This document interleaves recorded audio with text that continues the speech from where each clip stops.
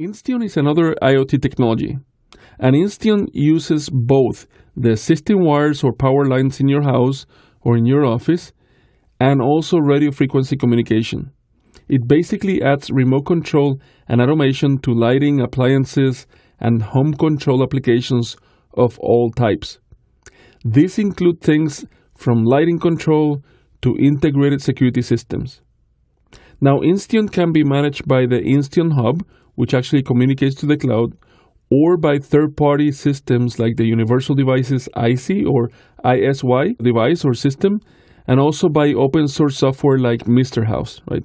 Now, the INSTEON RF communication is from 902 to 924 megahertz, right? So whenever you actually are using any type of tools like the R-Stick or some other ones to actually listen to that communication, or perhaps using a spectrum analyzer, as we actually saw before with things like Bluetooth, that's actually something to keep in mind, right?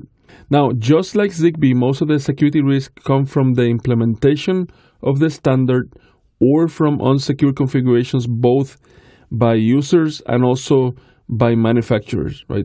Now, of course, if you use INSTEON only to communicate via the power lines, you will need actually to have physical access to the victim system in order for you to actually do any type of assessment, right? Now, I personally use INSTEON in my house, and actually I have both the IC device that I mentioned before and the INSTEON Hub. Now, in the IC device, it can actually be configured in a lot more granular way, right? So you can have a lot of things called scenes that in the INSTEON Hub, of course, is a little bit more limited, right? But this is not a course, around INSTEON itself. So, just for your reference only. But one of the major drawbacks from a security perspective is that most of these tools, like the IC and some of the open source tools, leave encryption up to the user, right? So it does not use encryption for management or for any other purpose by default, right? Now the INSTEON Hub does that, right, whenever it communicates to the cloud, but not the IC system, right? Now, in addition, IC in particular uses Java, and you know the story about the many Java vulnerabilities that you can actually probably leverage from the client side, right? So that's another security risk out there. Also, there have been a few replay vulnerabilities against INSTEON in the past, right? So when it comes to replay attacks, there's not much that actually the users can actually do to protect themselves without actually a vendor patch, other than simply not using the vulnerable products, right? So again, whenever you're actually doing an assessment of these, basically the normal things actually will apply, right? So most of these systems actually come with a web management application, right? So the techniques that you actually learn in the course, the first course in this series about web application vulnerability and how to actually do reconnaissance and how to actually scan these devices, it does apply. The other thing that you actually learn about API abuse in the first course also will apply here, of course. And also, every time that you connect or you find one of these IoT devices that is actually connecting to the cloud, it's actually something that you want to pay attention to see what type of encryption it's actually doing, if it's actually doing any encryption at all, and what type of things are actually being communicated, right? Things like location, credentials in the clear, and many other things, right? So, as a matter of fact, if you actually do a showdown search right now for just the word INSTEON, you actually see a lot of INSTEON hubs connected to the internet without any type of encryption.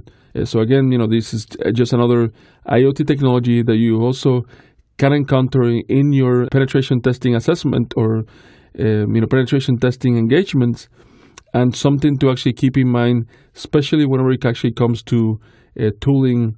And again, some of these actually, by just scanning the wires, there's not that many tools out there. But from a management perspective, and again, as I mentioned before, most of the security problems and the risk come from the implementation and the unsecure configuration by the users, not so much of the actual technology itself, right?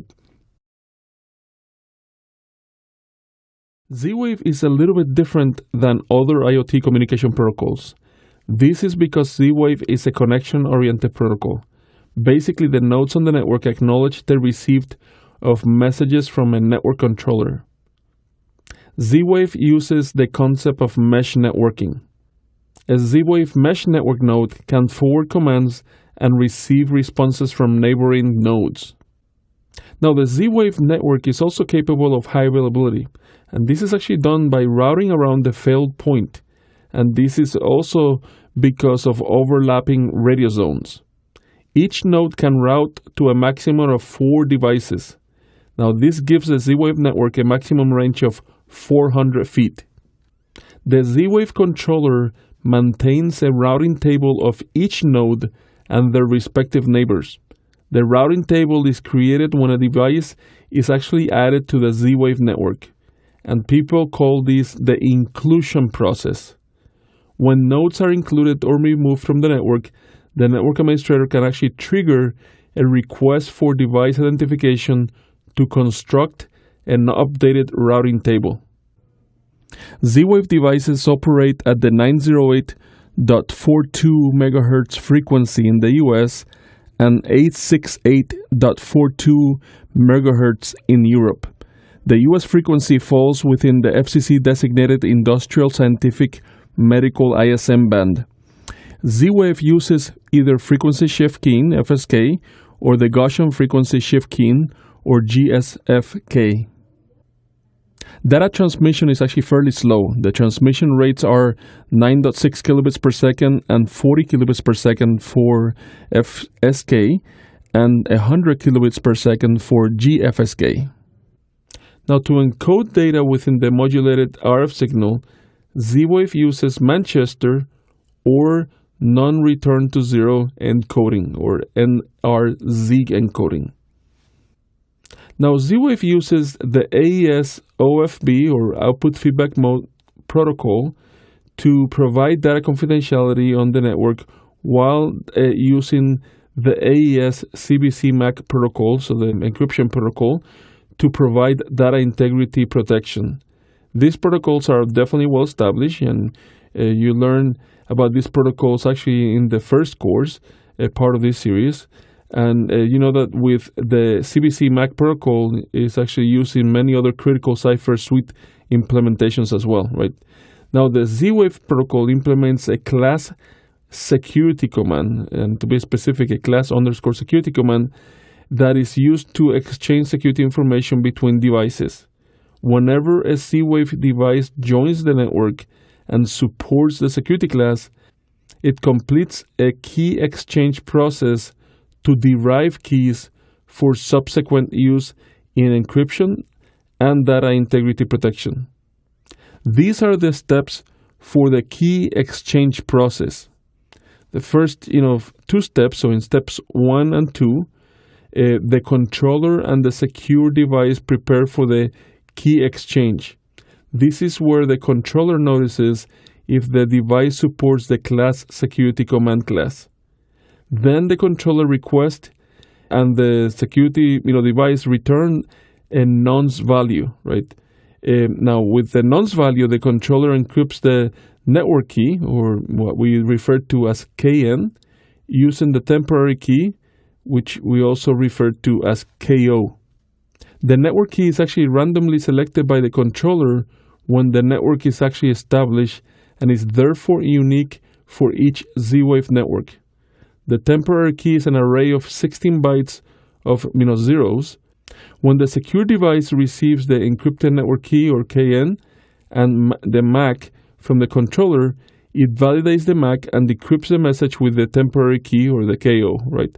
So the security device then registers the decrypted, network key as the current key, right? And then the secure device requests a nonce from the controller, and then using that nonce value, the secure device actually encrypts a key set OK message, which is actually the hexadecimal value of 07. Now then the controller validates that the packet was encrypted by using the KN by validating the MAC. Now the problem is that the key exchange process has been historically vulnerable to several attacks. has been vulnerable to man-in-the-middle attacks because the secure devices do not validate the identity of the controller other than validating the MAC of the encrypted network key, using a temporary key. This is also vulnerable to key recovery attacks because there's no confidentiality protection in the delivery of the network key over the network, since the temporary key is actually well known. Basically, if you passively capture the inclusion process using class security, you can potentially recover the network key and then use it to decrypt and forge Z-Wave packets on the network. The Z-Wave Alliance is the organization in charge of the interoperability and the compatibility of Z-Wave devices, right? So to address the vulnerabilities that I actually just discussed, and to minimize the cost of the overall system, especially, these systems are, low cost, and I'm not saying that they are actually low budget, but in a lot of cases, actually, they have to minimize the cost of addressing some of these vulnerabilities. They actually, the Z-Wave Alliance added a new feature to the process called the low power inclusion mode. Of course, eavesdropping attacks are also possible since they are a common attack technique against any wireless network. Now, Z-Force is a tool that it was actually designed for Windows, and it was also created by two security researchers called Bernard Fouladi and Sahan Ganoun. And they actually had a pretty good research into different Z-Wave vulnerabilities that actually I presented all the way back in 2013 or so. Now, you can actually use that tool to eavesdrop Z-Wave networks and also intercept and inject Z-Wave frames. However, most of the vulnerabilities they actually leverage have already been fixed by many vendors. Now, as you probably remember, right, in Lesson 3, I covered the different wireless antennas and adapters. You learn about the Yardstick 1, which is an antenna that allows you to monitor and inject frames to RF signals lower than 1 GHz. You can use it in conjunction with many tools like RFCat to monitor not only Z-Wave signals, but again, anything that transmits under 1 GHz. In this example, I'm actually showing RFCat, and I'm using the RF receive function, and you can see that all the functions starts with a D in here. And this actually function, I'm actually specifying the Z-Wave frequency of 908.4, right? I have actually a Z-Wave door lock that is actually transmitting. So once actually I press enter, you see a series of hexadecimal values. These are just a quick example of a transmission from the door lock looking for a Z-Wave controller. Now, as I mentioned, I'm actually using RFCat with the Yardstick 1, and here I'm actually printing the radio configuration using the rep R radio config function. And as you can see, I'm actually using the Yardstick 1, as I mentioned before, and it gives you information about the current configuration, including things like the frequency, modem, packet, crypto, and radio test signal configuration. And it also shows you the radio state and the client state information. Now, there are many features within RFCat. It even comes with a spectrum analyzer. In this example, I'm actually using the 908.4 frequency, and here we actually see a couple of spikes in a very adjacent frequencies, right? So again, you can actually use the built-in spectrum analyzer that actually comes with RFCat, and not only for Z-Wave, but for any type of frequency under 1 GHz, right? Now, let's exit this and show you a few other built-in functions and capabilities in RFCat, like the RF transmit, right? So you can use this to transmit specific data into the air at a specific frequency. Now, you can use this in replay attacks, and of course, here I'm actually just showing you a simple, hello, but it can be, anything, that you actually want to replay. And later in this lesson, I'll show you a couple of other tools that actually, makes your life easier with replay attacks, right? Now, you can have many other options and functions that allow you to do things like adjusting frequency offsets, change a channel, perform low-level debugging, and much more. Now, the discover function can be used to listen for specific sync words. The RF capture function dumps data into the screen, returning a list of packets, and you have many other options in here as well, right? So for your reference, I actually have documented several of the RFCAT useful commands and other references for you at our GitHub repository. Now, there's another tool that you can actually use for packet interception and injection called the Z attack, and I also had added a few references about this tool in the GitHub repository.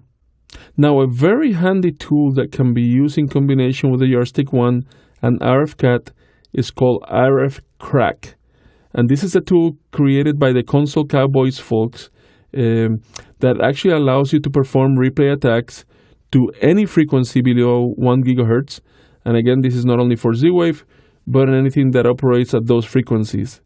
You can also send safe payloads, perform jamming attacks, scan incrementally, through specific frequencies, and much more.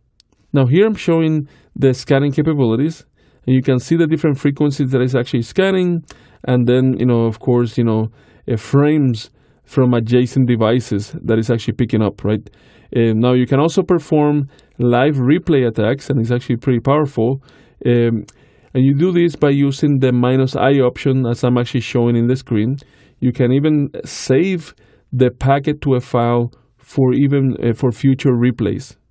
Now in this lesson, I cover Z-Wave security, but I also gave you a few pointers on tools and devices that you can play with to perform research on this evolving world of RF and IoT devices.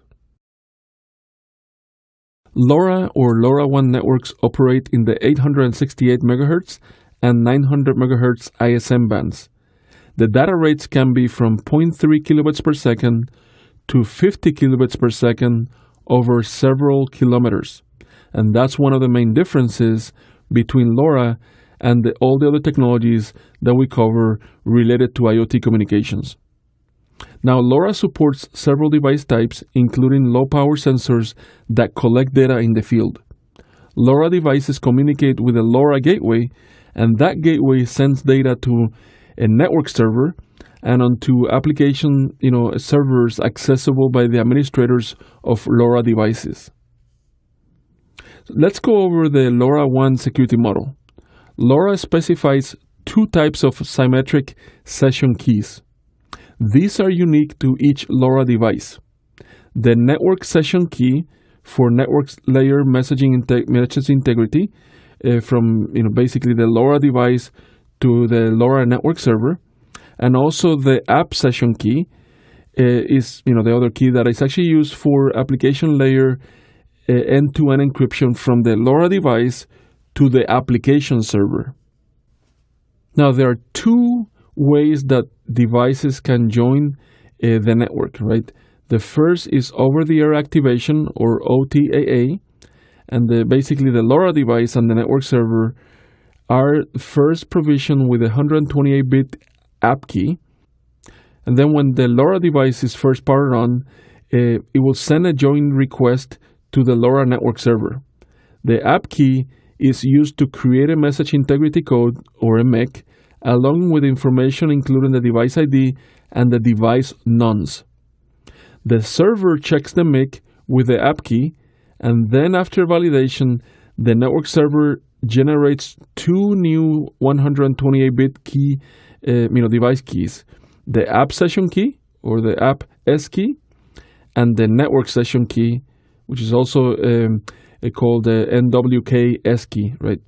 Now, the keys are sent back to the LoRa device using the app key as the encryption key itself, right? Then the LoRa device decrypts and installs the session keys. The other method is the activation by personalization, or ABP. Basically, the LoRa device is provisioned with session keys, the network session key and the app session key, and this can be done at manufacturing time. Now, these LoRa devices can begin communicating with the LoRa network server using those keys. Now, one thing to highlight is that man-in-the-middle attacks are pretty unlikely because of the uniqueness of these session keys. This is somewhat stronger than the other IT protocols that we covered earlier in the course. There are other potential threats, although. For example, the ABP Key Provisioning, so the activation by personalization, creates session keys for the LoRa device, possibly at manufacturing, right? So these session keys have to be injected into the device and securely transported to the LoRa network server. So again, there's of course the potential of supply chain attacks in that case, right?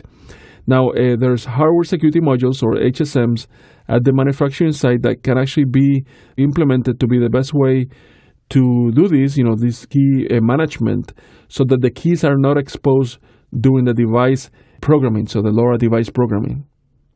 Now, another thing is that during the over-the-air activation or OTAA, that process actually uses a secure methodology for generating session keys. However, the app key must be provisioned in a secure manner and securely transported to the network server, and this could be done over HTTPS in a secure web client server model. However, if the implementer or the vendor does not configure or does not enable HTTPS or TLS by default, there will definitely be an opportunity for you as an attacker to actually eavesdrop. But that's, of course, very unlikely. There's a lot of guidance by the LoRa community that actually highlights this, in many different types of documentation, right? So, but again, the possibility is still there. Now, LoRa device key storage is another consideration that you may also have to take. As an attacker, you may actually have access to the device keys, the app key, the network session key, and the app session key, and you can easily spoof a node if you actually have those in your possession. So therefore, that's why these keys definitely should be stored securely, not only within an environment, but within those devices themselves, right? So encryption at rest is actually one of the main things that, implementers should pay attention to. Now, well-known sided channel attacks can also be used to recover these keys from memory that is actually not accessible via software means, right? A mitigation for that is actually smart card chips, and these are secure elements that have been designed for side channel protections. Now, another consideration is the client-side key storage.